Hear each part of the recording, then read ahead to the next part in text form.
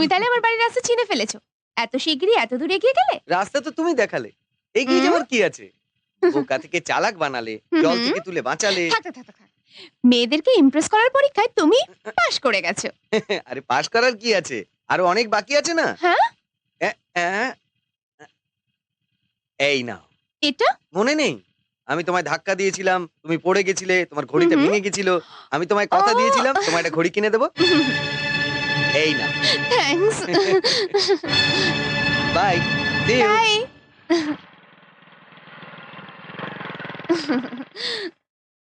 এই নিন। শান্তি ভবতু। বেঁচে থাকো বাবা। আরে এতক্ষণে ছেলে বউয়ের ফটোয় মালা দেওয়ার কথা মনে পড়লো তোমার? ঠাকুমাও ভুলে গিয়েছিল, আমি মনে করিয়ে পুজো দিতে মন্দিরে পাঠিয়েছি। আমি ব্রাহ্মণ ডেকে চাল সিধে দিয়ে দিয়েছি। বাৎসরিক তোমায় কে করতে বললো? কে আবার বলবে, প্রত্যেক বছর করি, এবারও করেছি। সে অধিকার তোমায় কে দিল? এই অধিকার কাউকে দিতে হয় না গ্র্যান্ডফাদার। বাপ মাকে শ্রাদ্ধ দেওয়ার ইচ্ছে পুত্রের জন্মগত অধিকার। পুত্র? কার পুত্র? কে তোমার বাবা? এরকম বলো না দাদু, এরকম বলো না, না হলে ফটো থেকে বেরিয়ে বাবা মা হাসবে। ঠাকুরদা যদি তার নাতিকে জিজ্ঞেস করে তুই কে, তাহলে নিশ্চিত জানতে হবে হয়তো দাদুর মাথা খারাপ, না হলে নাতির। আমার মুন্ডু তো রিপেয়ার হয়ে গেছে, এবার বোধহয় তোমার মুন্ডু রিপেয়ার দরকার। You fraud! বাবু You- বাবু হ্যাঁ? বাবু, মন্দিরের সিঁড়িতে পিছলে পড়ে মায়ের মাথা ফেটে গেছে। হ্যাঁ? বৌদিমণি ওনাকে হাসপাতালে নিয়ে গেছে। চল।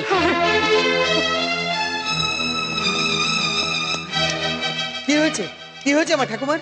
কাকিমা আমার সঙ্গে মন্দিরে গিয়েছিল, পুজো করে ফেরার সময় সিঁড়িতে পা ফসকে পড়ে মাথা ফেটে গেছে। রিক্সা করে এখানে নিয়ে এসেছি। ডাক্তার, কি হয়েছে ডাক্তার? না, ভয় পাওয়ার কিছু নেই। অনেক রক্ত বেরিয়েছে তো, তাই রক্ত দেওয়া দরকার। রক্ত দরকার? আমার ঠাকুমাকে রক্ত দেবো আমি? তুমি রক্ত দেবে? তুমি কেন দেবে? হ্যাঁ আমি দেবো। ডাক্তার, ওর রক্ত কিভাবে তুমি? তো ব্যস্ত হচ্ছ কেন? তুমি কি জানো না লক্ষ্মী বৌদির ব্লাড গ্রুপ, শুভর ব্লাড গ্রুপ একই। হুম। এসো আমার সঙ্গে এসো।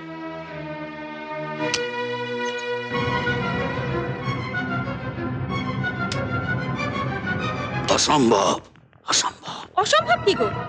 ডাক্তারখানায় আমি আমার নিজের কানে শুনে এসেছি। ওকে কিন্তু ধরাতে গিয়ে আমরা সবাই ধরা পড়ে যাব। ধরা তো পড়বই, কিন্তু সেই দিন পর্যন্ত নয়, যতদিন পর্যন্ত রাম শঙ্কর চৌধুরী একটা ঠুঁটো গাছের মতো হয়ে যাবে, তার পাশে আহা করবার কেউ থাকবে না। আমাদের প্ল্যান অনুসারে সবই ঠিকঠাক যাচ্ছিল মামু। শুভঙ্কর সত্যি মরলে পরে বুড়ি মনের দুঃখে মরেই যেত।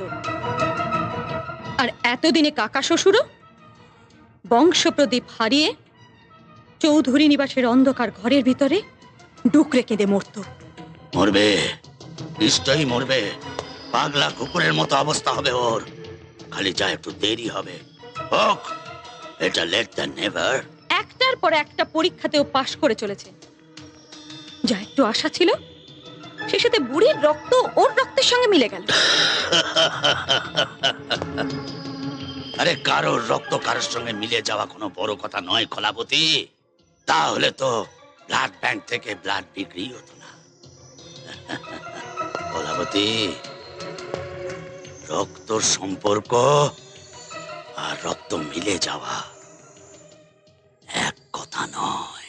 এক কথা নয়, রক্ত মিলে যাওয়াটা কিছু না, চেহারা মিলে যাওয়াটাও কিছু না, হাব ভাব চাল চলন সব মিলে যাওয়া কিছু না, কিন্তু ও আর আমার নাতি এক, এটা মেনে নেওয়া যায়? তুমি বড় বিচলিত হয়ে পড়ছো রামশঙ্কর। বিচলিত? আমার অবস্থায় পড়লে তুমি পাগল হয়ে যেতে। লক্ষ্মীর অবস্থার কথা ভেবে কেন যে শুভঙ্করের মৃত্যুর কথাটা আমি বলিনি, তার জন্য আমি অনুতপ্ত। বর্তমানে লক্ষ্মীর জেনে যাবার ভয়ে আর ওই ছোঁড়ার নাতির অভিনয়ের চাপে আমি একেবারে পিষ্ট হয়ে যাচ্ছি। শোনো রামশঙ্কর, পুরনো একটা কথা আছে, সাপ যত পাকেই চলুক না কেন, নিজের পাকেই ধরা পড়ে। সে নিশ্চয়ই ধরা পড়বে। কবে অবিনাশ, কবে? নীলবর্ণ শেয়ালের গল্প নিশ্চয়ই জানো রামশঙ্কর। তার নীল রং দেখিয়ে বনের রাজা হতে চেয়েছিল সে। রংটা ধুয়ে যাওয়া মাত্রই তার আসল চেহারাটা ধরা পড়ে গেল। এই দুনিয়ায় দুটো লোকের একরকম হওয়া কখনোই সম্ভব নয়। সব মিলে গেলেও কোথাও না কোথাও কিছু একটা পার্থক্য রয়েই যায়।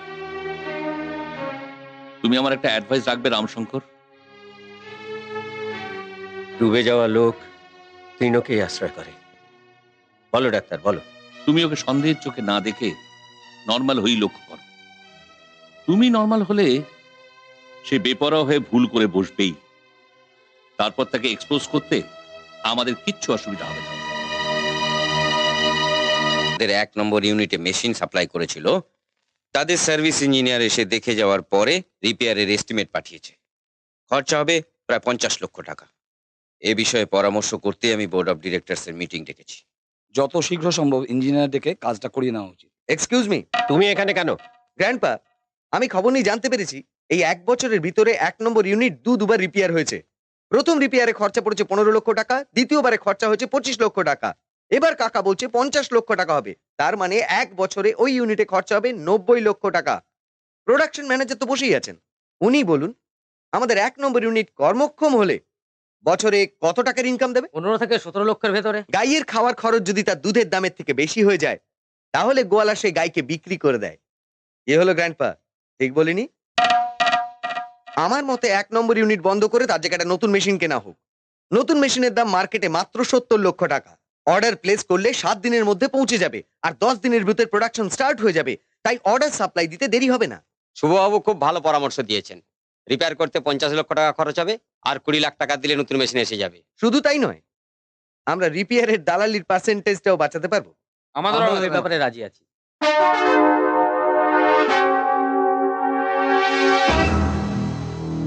কেন এসেছো? ভুলে ওষুধ ফেলে এসছিলে, ঠাকুমা আমাকে দিয়ে পাঠালো, এই নাও এটা খেয়ে নাও। বুঝলে গ্র্যান্ড পাপা, ঠিক সময় ঠিক ওষুধটা খাওয়া যেমন স্বাস্থ্যের পক্ষে ভালো, ঠিক সময় ঠিক ডিসিশন নেওয়া তেমনি কোম্পানির স্বার্থের পক্ষেও ভালো। হুম।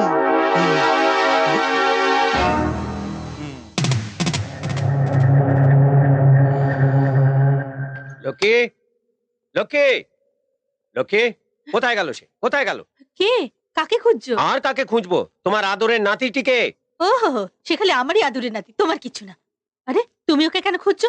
নিশ্চয়ই ওর উপরে রেখেছো। রাগ করবো না। আরে কোম্পানির বড় বড় অফিসারদের সঙ্গে কোম্পানির একটা প্রবলেম নিয়ে আলোচনা চলছে, সে কারো অনুমতি ছাড়াই মিটিং রুমের মধ্যে ঢুকে পড়লো।